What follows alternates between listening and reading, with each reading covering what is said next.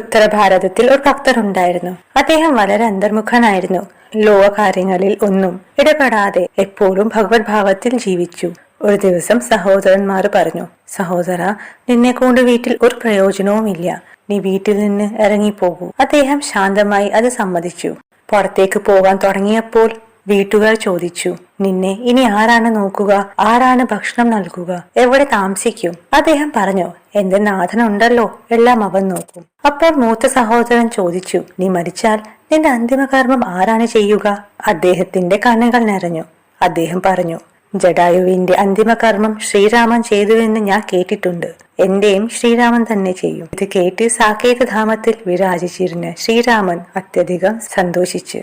ഭഗവാന്റെ കണ്ണുകൾ നിറഞ്ഞൊഴുകി. ഹനുമാൻ ചോദിച്ചു, പ്രഭു, എന്തുകൊണ്ടാണ് ഇത്രയും വികാരഭരിതമായിരിക്കുന്നത്? ശ്രീരാമൻ പറഞ്ഞു, ലോകമെമ്പാടുമുള്ള ഭക്തർ ദർശനം, സുഖം, സമ്പത്ത്, സൗഹൃദം എന്നിവർ ചോദിക്കുന്നു. പക്ഷേ ഈ ഭക്തൻ ചോദിച്ചത് തന്റെ അന്തിമകർമ്മം ഞാൻ ചെയ്യണമെന്ന്.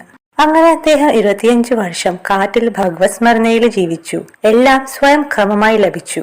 അന്ത്യം അടുത്തപ്പോൾ ശ്രീരാമൻ ഹനുമാനോട് പറഞ്ഞു, ഞാൻ ആ ഭക്തന്റെ അന്തിമകർമ്മങ്ങൾ നടത്താൻ പോവുകയാണ്. അപ്പോൾ ഹനുമാൻ സ്വാമി പ്രാർത്ഥിച്ചു, പ്രഭു, ജടായുവിന്റെ സംസ്കാരം നിങ്ങൾ നടത്തിയിട്ടുണ്ട്. ഈ ഭക്തന്റെ സംസ്കാരം ചെയ്യാനുള്ള ഭാഗ്യം എനിക്ക് തരൂ. അങ്ങനെ ശ്രീരാമൻ ഹനുമാനോടൊപ്പം പ്രത്യക്ഷനായി. വില്ലും അമ്പും പിടിച്ച് മനോഹരമായ കിരീടം ധരിച്ച് പ്രഭുവിന്റെ ദിവ്യ സാന്നിധ്യം അത്യന്തം തേജസ്സോടെ പ്രകാശിച്ചു. പ്രഭു പറഞ്ഞു, ഭയപ്പെടേണ്ട, നിന്റെ വിശ്വാസം സത്യമാണ്. നിന്റെ അന്തിമകർമ്മം സ്വയം പവൻപുത്ര ഹനുമാൻ ചെയ്യും. അദ്ദേഹം ശരീരം വിട്ടപ്പോൾ ഹനുമാൻ എല്ലാം കർമ്മങ്ങൾ നിർവഹിച്ചു.